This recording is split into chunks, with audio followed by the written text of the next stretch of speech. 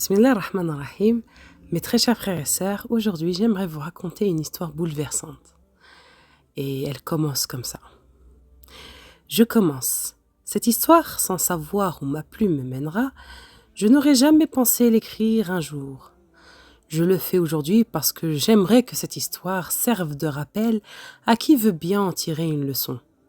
Pour moi, ce n'est pas un rappel comme les autres, parce que, pour une fois, je ne le lis pas, mais je l'écris. Il y a environ 3 ans, je tenais un blog sur l'islam, comme il en existe beaucoup sur le net. Je ne trouvais aucun intérêt à parler de moi ou à mettre des photos pour exhiber ma vie, comme le font la plupart des personnes. Je préférais rassembler des versets du Coran, des hadiths, des histoires, des rappels pris à droite, à gauche, qui m'ont été bénéfiques dans ma quête de savoir et dans la fortification de ma foi. Je ne cherchais rien de plus. Je me disais que si un jour ces textes m'ont été utiles, alors ils pourront l'être pour d'autres personnes, si Allah le voulait. Il y avait très peu de visites sur mon blog, mais cela ne me dérangeait pas plus que ça. Aider, ne serait-ce qu'une personne de passage ou lui apprendre quelque chose, était amplement suffisant à mes yeux. Un jour, alors que je publiais quelques nouveaux articles, j'ai été surpris par un commentaire laissé par une fille qui s'appelait Selma. Elle venait de commenter un texte que j'appréciais plus que les autres et qui s'appelait « Il l'aime ». C'était la belle histoire d'un couple musulman qui vivait simplement avec leur petite famille et s'aimait en Allah. Ils cherchaient tous les jours des raisons banales de se retrouver exceptionnels. Son commentaire était celui-ci. « Je suis subjugué, n'est-ce pas la vie dont chaque musulman rêve ? D'habitude, je ne m'attarde pas plus que ça sur un commentaire. Je réponds au Salma. Je remercie la personne et j'essaie de répondre aux questions s'il en a, mais là, subhanallah, j'ai trouvé ce commentaire très beau et je ne sais pas pourquoi il m'a intrigué. Je me sentais obligée d'envoyer un message à Salma. Dès nos premiers messages, on a rigolé et le courant est très bien passé. De quelques mots, on est passé à quelques messages pour se donner des nouvelles. Puis, on a commencé à discuter sur MSN. Depuis ce jour, je me suis mis à approvisionner mon blog plus régulièrement. Encouragée par ses remerciements, je me sentais enfin utile à quelqu'un. Elle me disait sans cesse que je l'aidais beaucoup, que grâce à Allah et à travers ce blog, sa foi grandissait. Une fois au cours d'une de nos discussions, elle m'a dévoilé un lourd secret. Elle m'a ouvert son cœur en me racontant une histoire douloureuse dont elle n'avait parlé à très peu de personnes. Elle était fiancée à un jeune homme prénommé Rissam et elle envisageait de se marier avec lui. Un jour, alors qu'ils étaient en voiture et qu'ils parlaient des préparatifs du mariage, ils ont eu un accident. Je ne me rappelle plus exactement la cause ni les circonstances de cet accident, si ce n'est qu'une moto et un poids lourd y étaient impliqués. Issam et Selma, après le choc violent, se sont retrouvés dans un ravin. Alors que Selma commençait à reprendre ses esprits et malgré la douleur de ses blessures, elle essayait de parler avec Issam. Elle lui disait « Reste avec moi, ne me laisse pas ».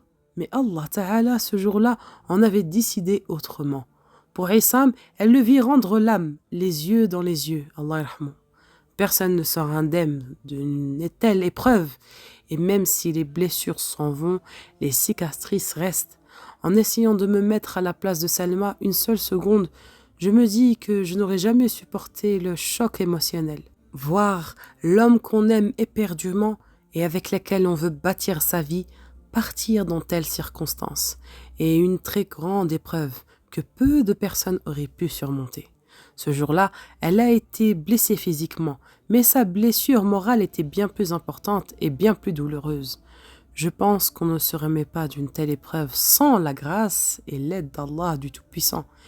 Elle est restée des mois à l'hôpital sans dire un seul mot, même à ses proches. Elle écoutait le Coran dans son MP3 et les larmes ne cessaient de couler le long de ses joues. Elle a passé près de 6 mois ainsi sans qu'un son ne sorte de sa bouche. Plus tard, dans nos discussions, elle m'apprendra que depuis ce jour, elle s'était mise à faire la prière. Avant son accident, elle y pensait, mais elle se disait « À quoi bon faire la prière maintenant, alors que je ne peux pas porter le voile à cause de mon travail ? Je m'y mettrai un jour, Inch'Allah. » Après ce tournant de sa vie, elle n'a plus hésité une seconde à prier Allah et lui demander pardon.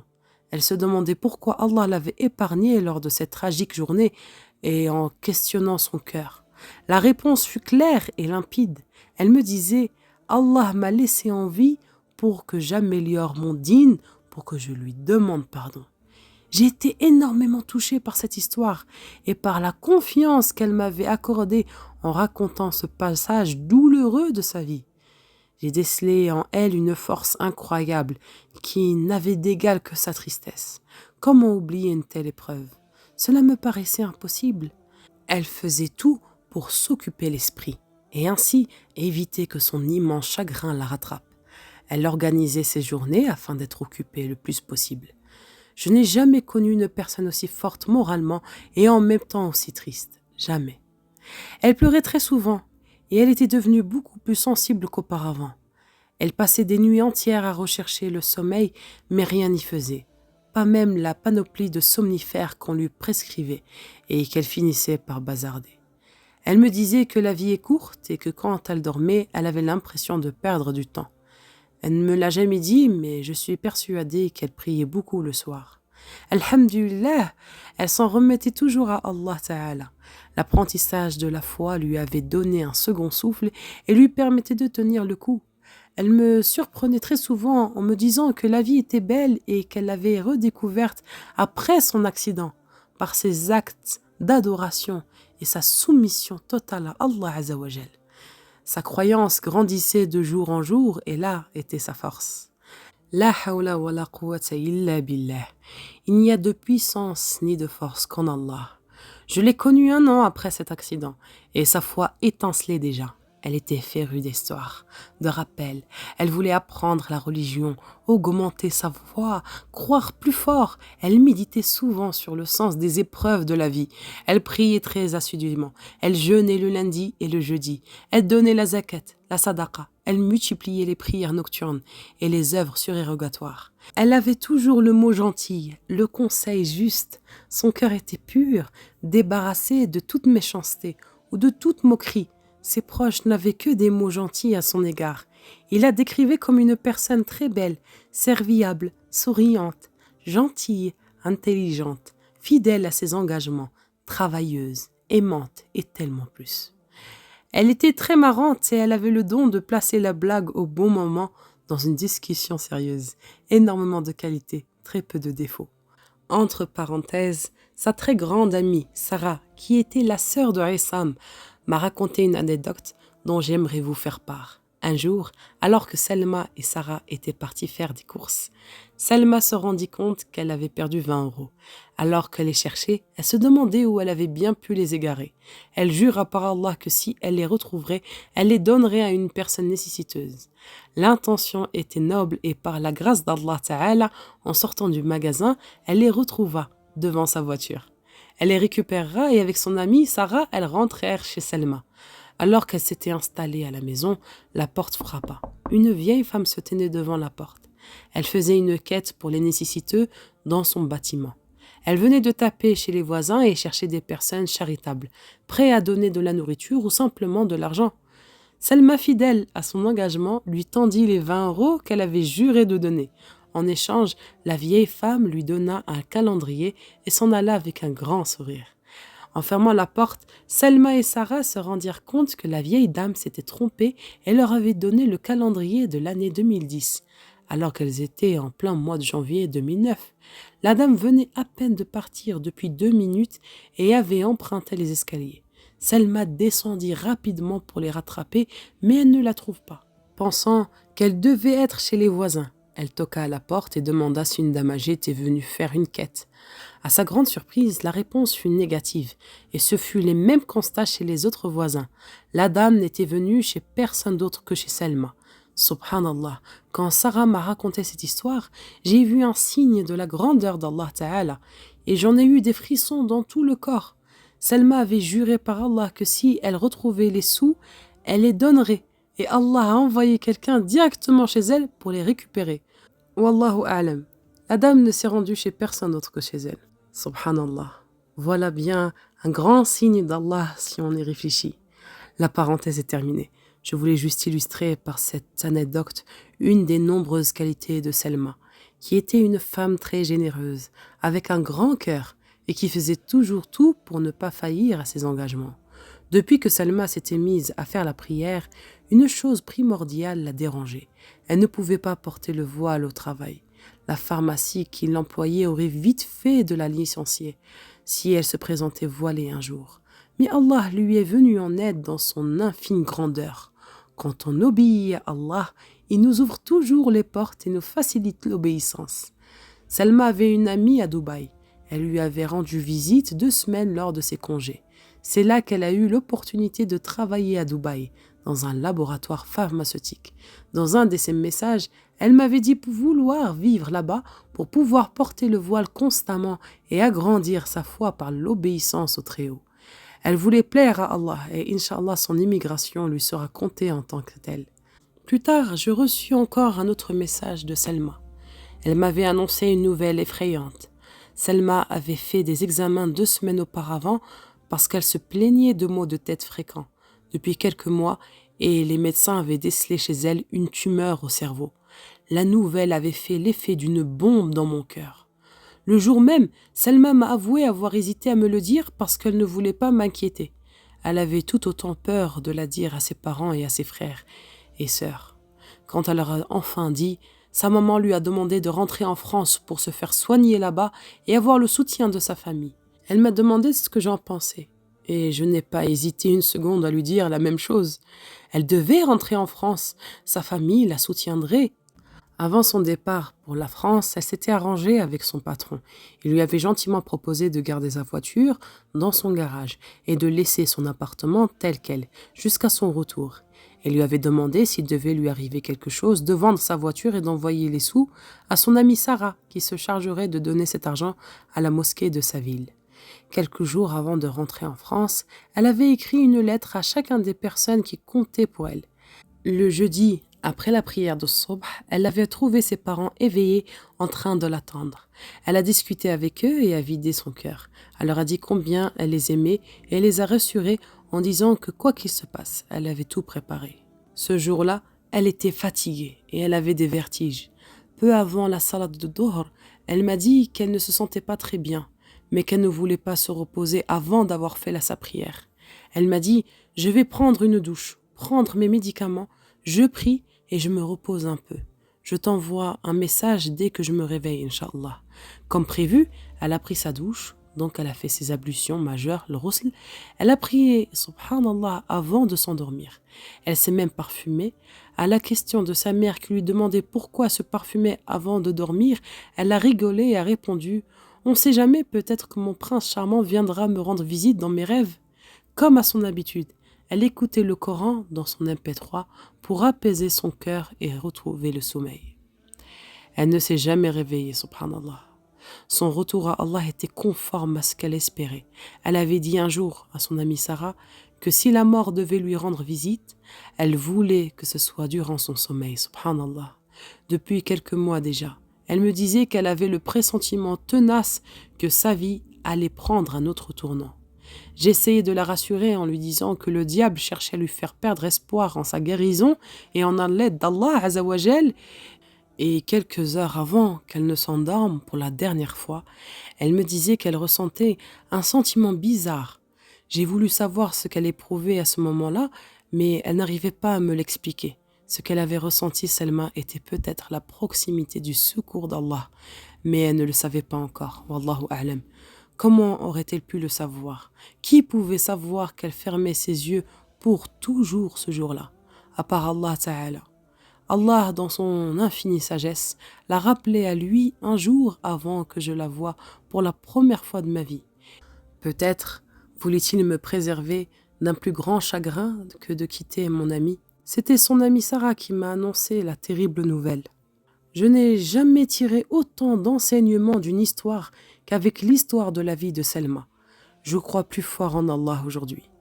Allah avait rappelé Selma à lui. Alors je me soumets à sa décision. Béni soit celui qui détient le pouvoir suprême et qui est tout-puissant, qui a créé la mort et la vie pour vous éprouver et connaître ceux d'entre vous qui se conduisent le mieux. C'est lui le Tout-Puissant, le Tout-Clément. Surat Al-Mulk, versets 1 et 2. Il connaît le passé et le futur et c'est beaucoup mieux que moi dans sa science infinie. Pourquoi il a fait ça, alors je m'en remets à lui. Depuis le jour où j'ai connu Selma, j'avais remarqué qu'Allah lui avait offert une grande sagesse. 10 jours après son retour à Allah Ta'ala, lorsque j'ai reçu la lettre qui m'était destinée, j'ai eu la confirmation de cette sagesse qui était sienne.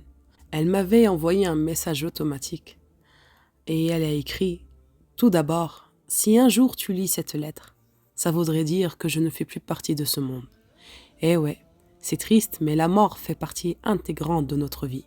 Ce soir, comme tous les autres soirs, je gamberge, j'ai toujours ce pressentiment que ma vie va prendre un autre tournant. La seule chose sur laquelle j'insiste, c'est que tu ne lâches pas ta prière, s'il te plaît.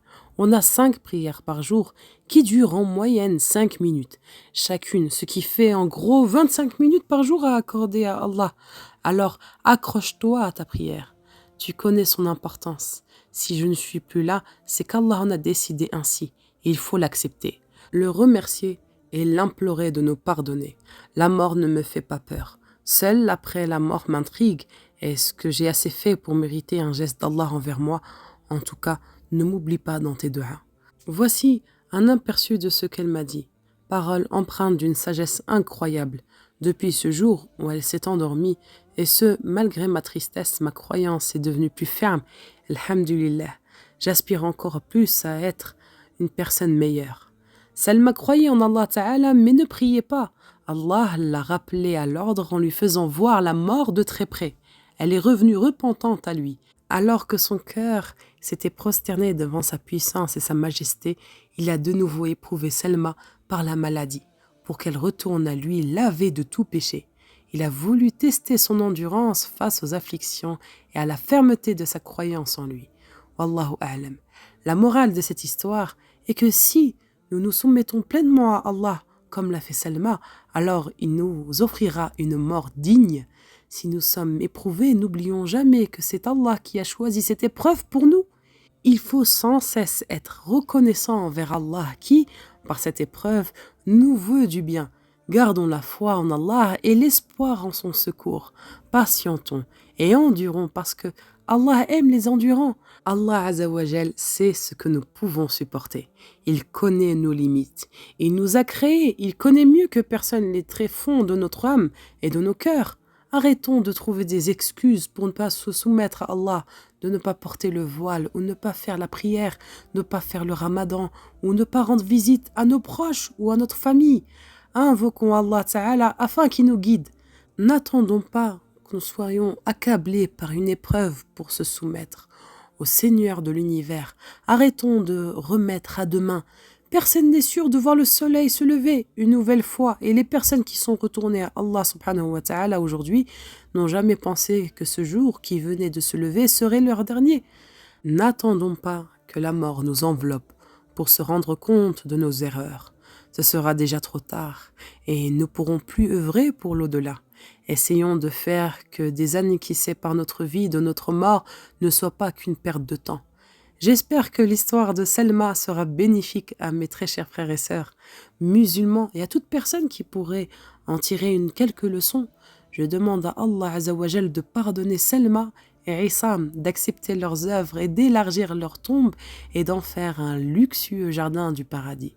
Je demande à Allah Azzawajal de nous donner le paradis al-Firdaus à nous aussi, à ceux qui ont écouté cette histoire. Et je demande à Allah Azzawajal d'effacer la tristesse des gens qu'ils ont dans leur cœur. Je demande à Allah Azzawajal de nous guider dans le droit chemin, de ne pas nous laisser tomber, de nous pardonner de nos péchés. Et je demande à Allah Azzawajal de venir en aide à toute personne qui souffre, qui est frappée par une maladie ou une lourde épreuve et qui se soumet à la volonté d'Allah Ta'ala. Qu'Allah guide les musulmans et les musulmanes soumis à lui et leur accorde le paradis pour prix de leur effort et de leur endurance. Et je terminerai par quelques versets du Coran. Et on dira à ceux qui étaient pieux, qu'a fait descendre votre Seigneur? Ils diront un bien. Ceux qui font les bonnes œuvres auront un bien ici-bas. Mais la demeure de l'au-delà est certes meilleure. Combien agréable sera la demeure des pieux, les jardins du séjour éternel, où ils entreront et sous laquelle coulent les ruisseaux. Ils auront là ce qu'ils voudront. C'est ainsi qu'Allah récompense les pieux, ceux dont les anges reprennent l'âme, alors qu'ils sont bons. Les anges leur disent « Paix sur vous, entrez au paradis pour ce que vous faisiez ». Sourate 16, versets 30 à 32. Quand nous voulons une chose, notre seule parole est « soit » et elle est. Et ceux qui, pour la cause d'Allah, ont immigré après avoir subi des injustices, nous les installerons dans une situation agréable dans la vie d'ici-bas. Et le salaire de la vie dernière sera plus grand encore s'ils savaient, eux qui ont enduré et placé leur confiance en leur Seigneur. Sourate 16, versets 40 à 42. Ô prophète, dis aux captifs qui sont entre vos mains, si Allah sait qu'il y a quelque bien dans vos cœurs, il vous donnera mieux de ce qui vous a été pris et vous pardonnera. Allah est pardonneur et miséricordieux. Sourate 8, verset 70. Très certainement, nous vous éprouverons par un peu de peur, de faim et de diminution de biens, de personnes et de fruits.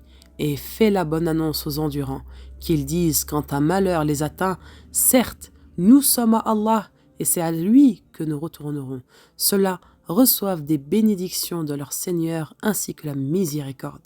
Et ceux-là sont les bien guidés. Sourate 2, versets 155 à 157. Louange est à Allah le tout miséricordieux, Seigneur des mondes. Nulle divinité n'est digne d'adoration en dehors de lui, et c'est lui le premier et le dernier. Que la bénédiction et la paix d'Allah soient sur le prophète Mohammed, son serviteur et son messager, et sur tous les compagnons du prophète et les croyants vertueux qui ont suivi son chemin. Et voilà mes très chers frères et sœurs, nous sommes arrivés à la fin de cette magnifique histoire. Dumtum fi 'ayatillah wa amani. Wassalamu alaikum wa rahmatullahi wa barakatuh.